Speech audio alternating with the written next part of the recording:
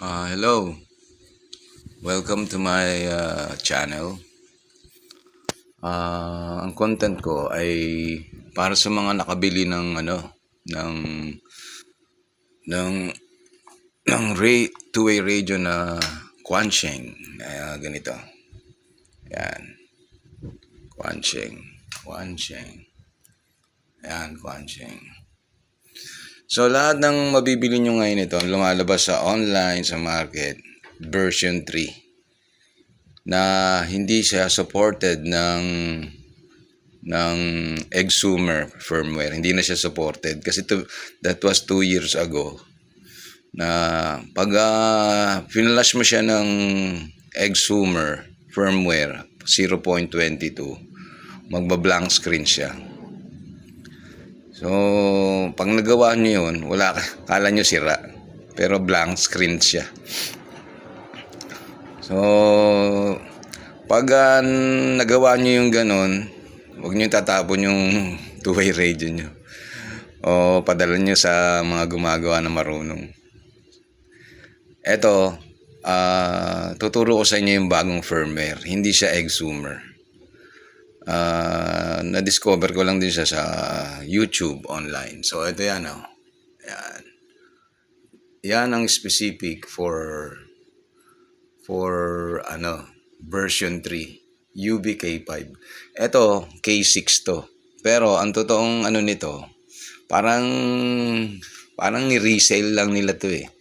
UBK5 din to, kaya lang updated ng Quansheng yung kanyang version 3 na yung kanyang firmware. So nagsimula yung 1, 2, 3. So kapag nag-flash kayo ng ganito na case, kunyari K6, bumili kayo, hindi nyo alam version 3 to, magba-blank screen siya. So para ma-recover nyo yan, punta lang kayo sa Quansheng Quansheng website. Yan, meron silang version 3 doon na pang-update. Meron na rin silang pang-update tools doon. Kompleto na, may firmware na din na maibabalik mo siya sa original na gumagana yung two-way radio nyo. Wala ako kasing nakikitang vlog na ganito sa YouTube na gawa ng Pinoy na tinuro. No, parang sinisikreto pa eh. Andyan naman lahat yan sa online eh. Yan. So, tinaga ko lang siya. Ang maganda ngayon sa firmware na to, hindi ka nagagamit ng Baofeng data cable. USB na. Normal na data cable USB Type-C. Yan na. Kasi ito 3 wires lang yan eh. 3 wires lang itong Baofeng. Etong data cable na ginagamit natin pang cellphone. Yung data cable kasi may pang charger lang eh. Ito dapat data cable. Ang ginagamit nito 4 wires. So, yun ang maganda ron. Okay, wait. Programming alone. Oh. Less around for an iPhone cable. They're not expensive and Teka, nag-play. £20 odd. Ayan, okay. So, simulan na natin. So, ang unang titingnan nyo, yung K6, ang version niya, ayan. So, makikita nyo yan, ayan o, K5 version 3. Okay, K5 version 3. Yung ganito itsura o. Tapos merong isang lumalabas na Motorola na variant na ganitong itsura, Motorola. Ang laman nito ay Quansheng din, version 3 din siya, pero walang nakalagay na version 3 sa likod. So ito, finilash ko siya ng firmware na ganyan. Okay siya, ayan o. Ibig sabihin, version 3 din siya. So ito kasi na-flash ko na blank screen. So, akala ko sira na. Itinabi ko muna. Ginawa ko, bumili ako ng bago. Ayan, bumili ako ng bago na version 3. So, pinag-aralan ko siya. Ayan. So, ito, gumagana na to. Katulad nito. Meron na siyang, may spec. may spectrum na siya. Ano?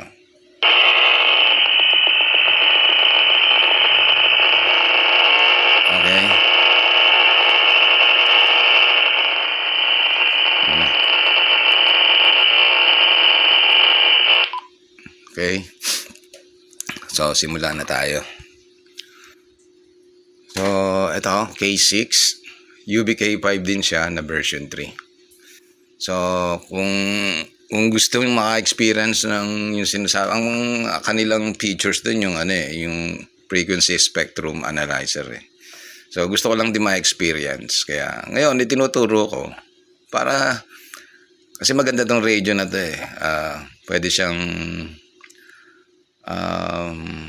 pwede kang makinig eh sa mga, sa mga AM, FM, diba? Pwede kang makinig sa mga tawagan. Ngayon, tsaka pwede kang tumawag. Kaya lang, pag nilalak nila yon, yung iba, yung mga magagaling na sa radio, kasi ako, hobby ko lang naman to eh. Pero ano din ako, electronics din ako.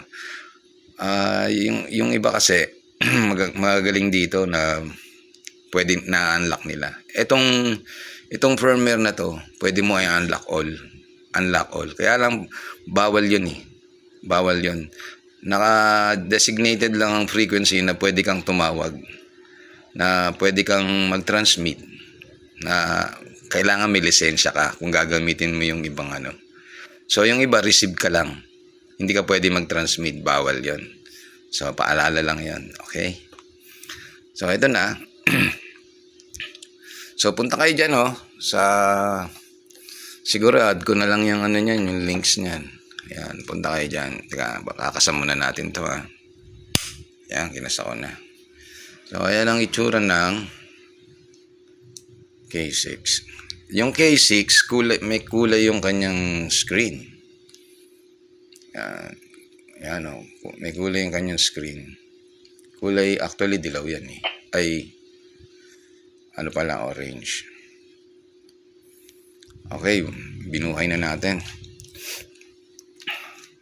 So, under this link, okay, wait. Ang maganda rito sa bagong firmware na to, pang UBK5 K6, web type na rin siya. Hindi ka na, siya na mismo magda-download sa'yo ng firmware para sa'yo. So, ayan Okay. So, click natin to. Courtesy of Hamtech Radio Scanner MOFXB CB Drone Hobby Diary. Puntahan nyo tong website nito. Follow kayo dito. Magandang ito, technician yata talaga to. Engineer eh. Magaling eh. Pinanonood ko siya lagi. So, dito yung niya. Yung nandito na yung uploader o yung tools. Click nyo lang yan. Ayan. Ayan na siya. F4HWN version 4.3.2 na siya. Okay. So, ayan. Kung gusto nyo muna magbasa, basahin nyo na yan. Ayan. Okay. So, ayan yung GitHub din to. Ayan Custom firmware GitHub. Courtesy of GitHub din to. So, dito na tayo. Click natin tong link na to. Yan.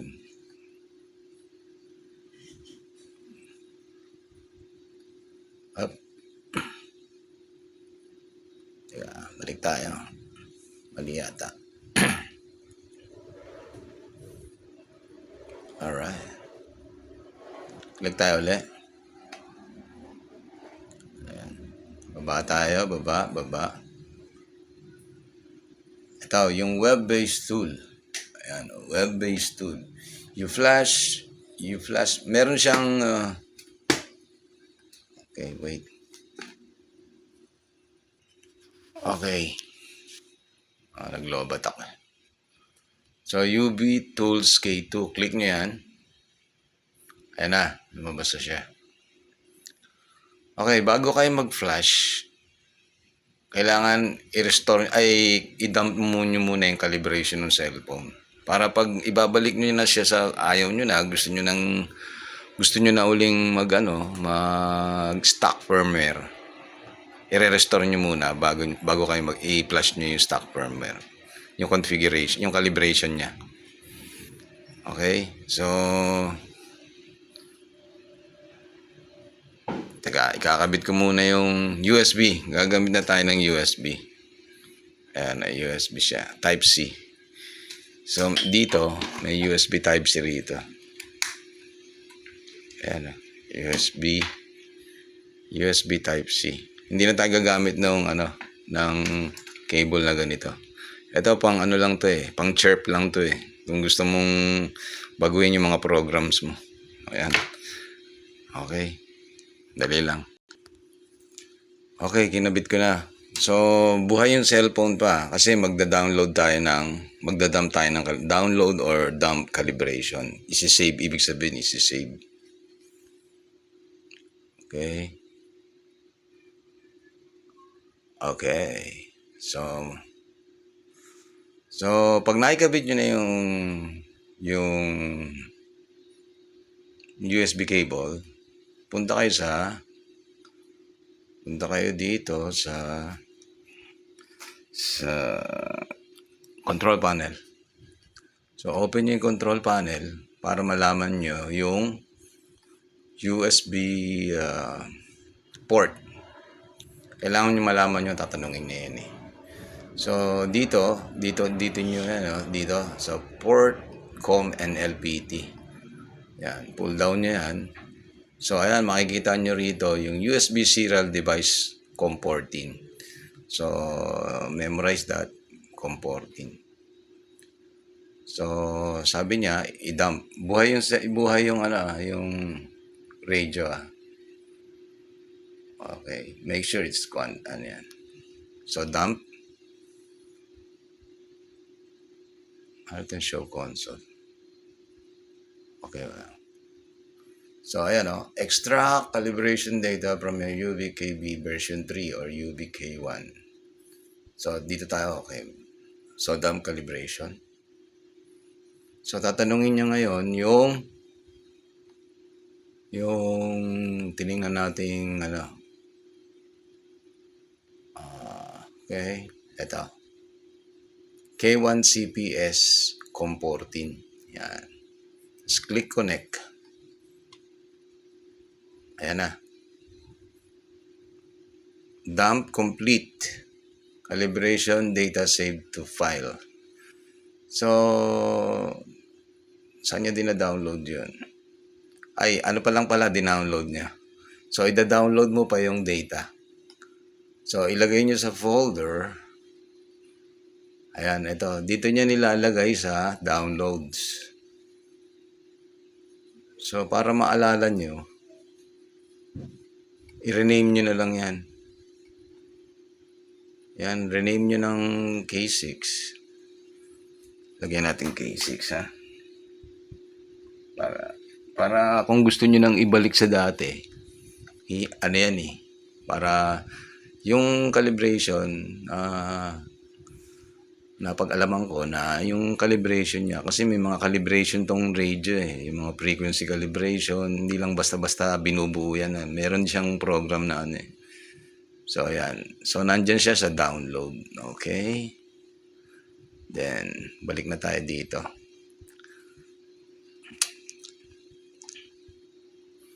Okay, then saan yung firmware niya? Okay. Tapos na tayo mag-dump. So, dito tayo sa flash firmware. Choose a file. Hindi pa natin na-download. So, balik tayo doon. Download muna natin. Papakita ko lang din sa inyo yan. So, ito na. Yung this firmware. Dalawang type to Yan.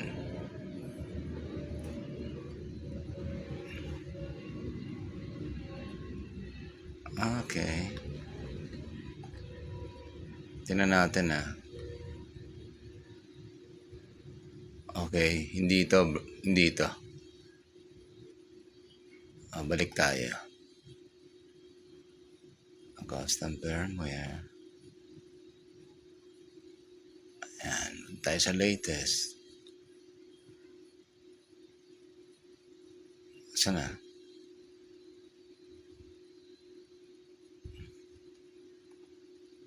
Okay, ulitin natin.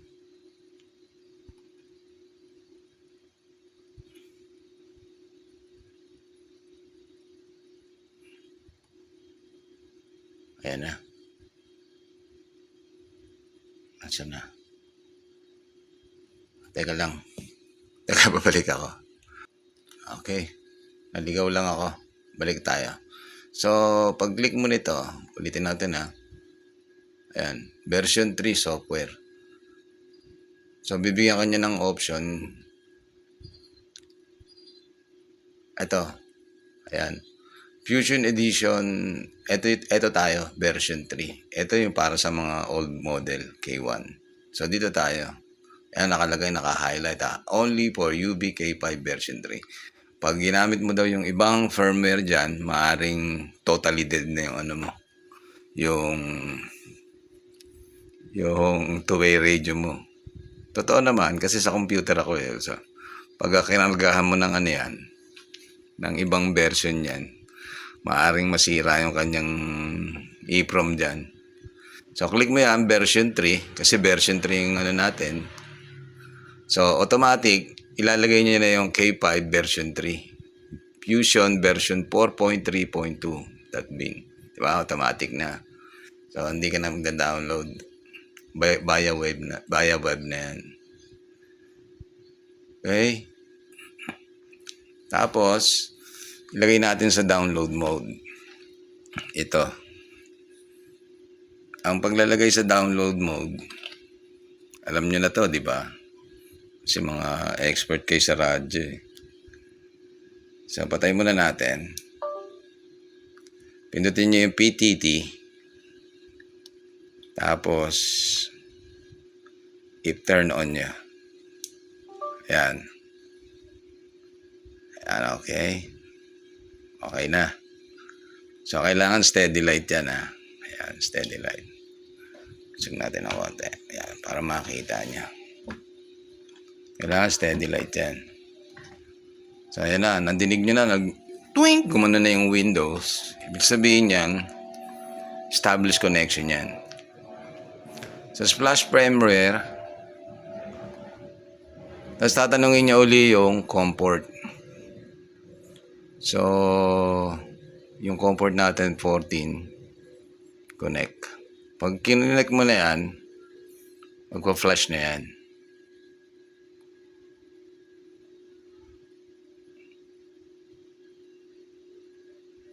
Ayan o. Medyo tumidelay-delay lang ng konti. So, okay na. Ganun kabilis. So, ito makikita nyo na. Ayan.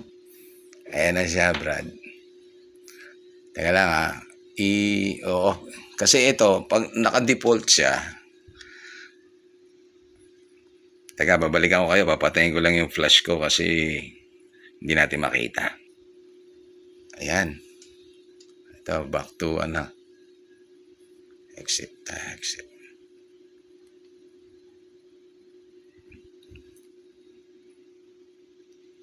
Hindi pa rin makakita. Kaya yung si Hamtech rate. Okay, continue. Yan, pag after flashing mo, naka-default siya sa naka-default siya sa yung kanyang inverted yung kanyang yung LCD. Na yung background mo ay black, tapos yung characters mo ay white. So, nasa menu din yan. Baguhin na natin kasi hindi natin makita eh. Para makita nyo. So, kailangan muna papatayin mo uli yung cellphone. Tapos, kailangan i-reset mo yung reset all do sa BFO. Okay, teka, babalikan ko kayo ulit. Okay, paano mag-reset ng BFO? Pindutin mo yung key number 1 ng side key, tsaka yung PTT, tapos ite-turn on mo. So, medyo mahirap kasi hawak-hawak ko yung ano eh. Saan na lumabas? Yan na. Eto na. Teka. Hindi natin makita. Paano ba makikita ito? Ayan na. Kailangan dong i-unlock mo yung ano eh. Kasi may hidden ano to eh. May hidden menu. Hindi niya inilalabas. Kasi doon sa hidden menu, nandun yung option na pwede mo unlock yung frequency. So, naka-invert kasi yung ano niya eh. Babaguhin ko muna. Hanapin ko muna yung menu para mawala yung... Para mailagay natin sa... Ito. Set. Set INB. Inverted kasi yung LCD niya eh. Turn off ko lang ha. Ayan.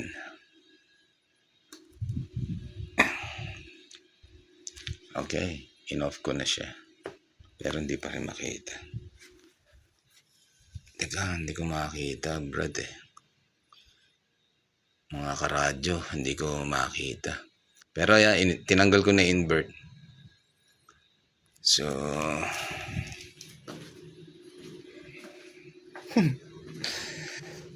ang bilis lang mag-flash, nakita nyo, di ba? Ayan, ganito.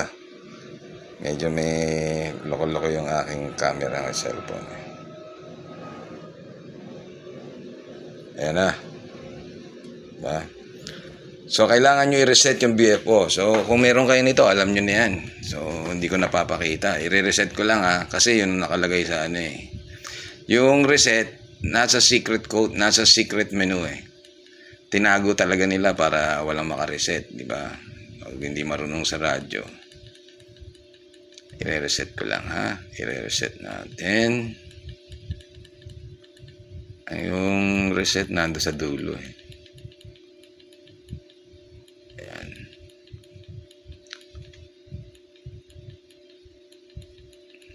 Ayan, teka. Set GUI. Ito, i-reset na. So, pindutin nyo yung menu para ma-reset nyo yung, para magkaroon ng option, tapos click nyo yung all. Are you sure? All sure? Yes. Ayan. So, pag nire-reset nyo yan, bumabalik yung ano eh. Bumabalik yung inverted. So, balikan ko ulit. Okay. I-reset ko yung...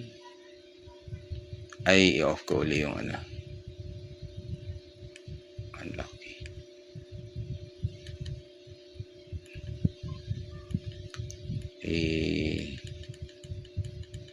Set invert, set INB. Okay.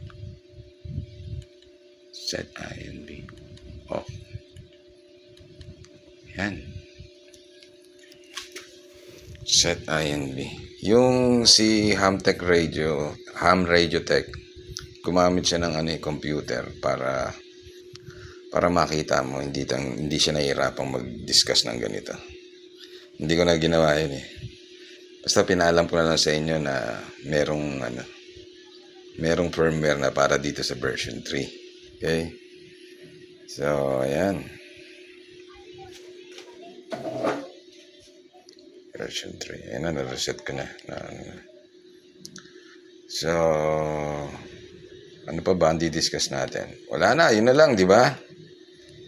So, sana nagustuhan nyo tong So, explore nyo na lang. So,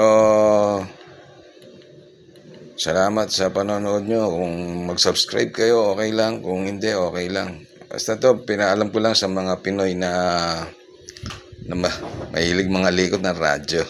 Okay? So, meron. Tandaan nyo, ang version 3, dapat yung version 3, Hindi na pwede yung ano, yung version 3, hindi na pwede yung exhumer kasi hindi na siya nag-update 2 years ago. 0.22 pa rin nasa website niya. So hindi na siya applicable. Iba na ang mga hardware ngayon, tsaka software. So 2 years ago na yun. Ang computer nagbabago every 6 months. Okay? Okay. Okay, yun lang. Thank you.